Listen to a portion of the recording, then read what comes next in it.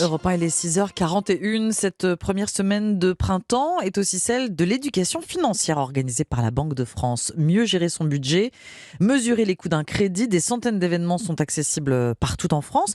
Vous en parlez ce matin avec votre invitée Alexandre, Stéphanie Lange-Gaumand, directrice de l'éducation financière à la Banque de France. Bonjour Stéphanie Lange-Gaumand. Bonjour Alexandre. La semaine de l'éducation financière, traduction en France de la Global Money Week, organisée chaque année dans plus de 100 pays par l'OCDE, l'Organisation de coopération et de développement économique.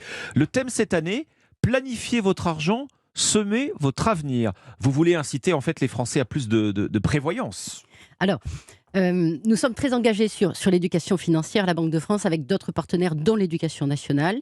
Et l'idée, c'est dès le plus jeune âge, d'essayer de sensibiliser, de donner les bons réflexes pour que chacun essaie de gérer du mieux possible son quotidien sur les terrains budgétaires et financiers.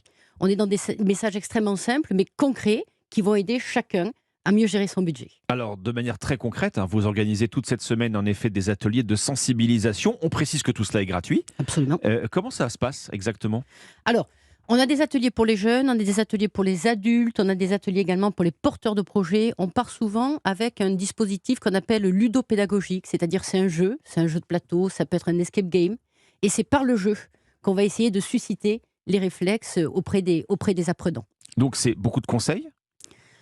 C'est de la méthode surtout. De la méthode. Moi, je suis pas là pour... Je donne de la méthode et ensuite, c'est à chacun d'agir selon ses besoins et avec la méthode qu'on lui aura donnée. Alors, précisément, quelle méthode pour bien gérer son budget ? Typiquement, Beaucoup de possibilités. Quand vous bâtissez un budget, donc alors évidemment, il y a les ressources, il y a les dépenses. La première chose à faire, c'est classer les dépenses. Celles qui sont fixes, variables, occasionnelles. Voilà. Et donc, vous calculez un reste à vivre. Vous suivez vos comptes régulièrement, tout au long de, chaque semaine dans la mesure du possible, et vous vous fixez des objectifs. Ce qui est très important, c'est d'avoir des petits objectifs. On commence petit, des objectifs d'abord d'épargne pour avoir une épargne de précaution, et puis ensuite épargner en fonction de ses projets. On peut tous avoir des projets à court ou à moyen terme, et donc l'idée c'est de se fixer des objectifs et essayer, dans la mesure du possible, de les tenir. Bien gérer son argent, Stéphanie Lange-Gaumand, c'est toujours épargner dès que c'est possible et autant que possible ? Alors, comme on s'adresse aux jeunes, on leur dit que très souvent, la priorité, c'est de commencer effectivement à épargner. Parce qu'ils vont devoir tôt ou tard financer un permis, acheter une voiture, on l'espère aussi peut-être un jour acquérir un logement. Et très souvent, ils ne se rendent pas compte suffisamment tôt que l'épargne, elle est utile pour participer à un projet. Alors évidemment, après, il y a un crédit qui vient s'ajouter à ça.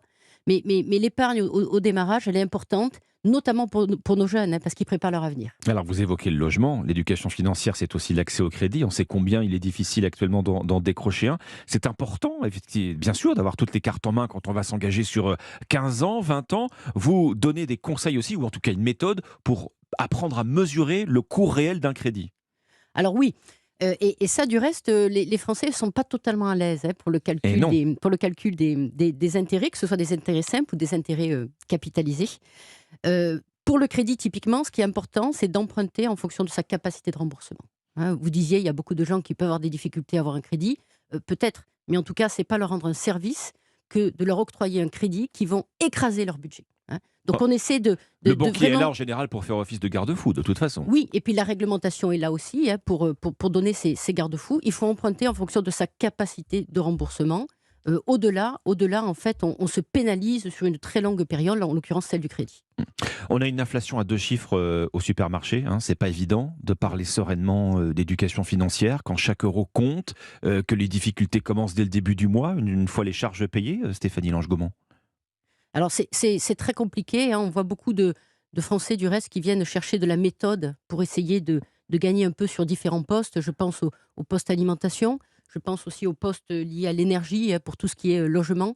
On sent qu'il y a cet effort aujourd'hui d'essayer de maîtriser les dépenses occasionnelles, on en a parlé, et puis les dépenses variables dans la mesure du possible. Les dépenses fixes, malheureusement, elles sont fixes. Donc celles-ci. Vous en parliez il y a quelques instants. Vous souhaitez, c'est vrai, particulièrement sensibiliser les jeunes à l'éducation financière. Ça commence à quel âge, en réalité ? Alors, on peut commencer très jeune. Alors, on peut commencer très jeune. Les premiers dispositifs, on les déploie en primaire, à l'école élémentaire.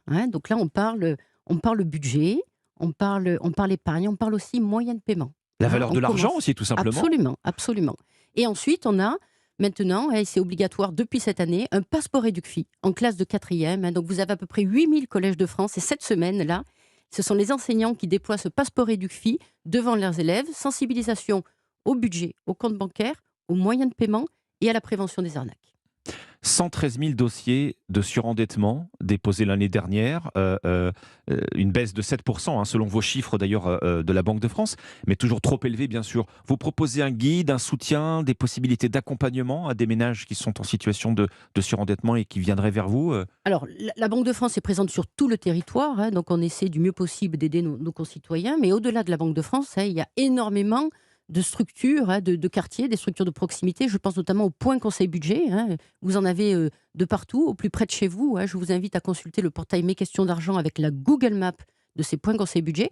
Et ces gens sont là pour faire un diagnostic complet de votre situation personnelle. Donc c'est vraiment un diagnostic personnalisé et voir avec vous les pistes d'amélioration ou les pistes pour essayer de redresser dans la mesure du possible la barre. Ce site internet, donc, mesquestionsdargent.fr, c'est là qu'on se rend également si l'on veut trouver l'événement cette semaine le plus proche de chez soi. Absolument, absolument. Bon, merci Stéphanie Lange-Gaumont, c'était directrice de l'éducation financière à la Banque de France pour cette semaine d'animation gratuite partout en France pour mieux gérer son argent. Merci à vous. Merci à vous. Europe 1, il est 6h45.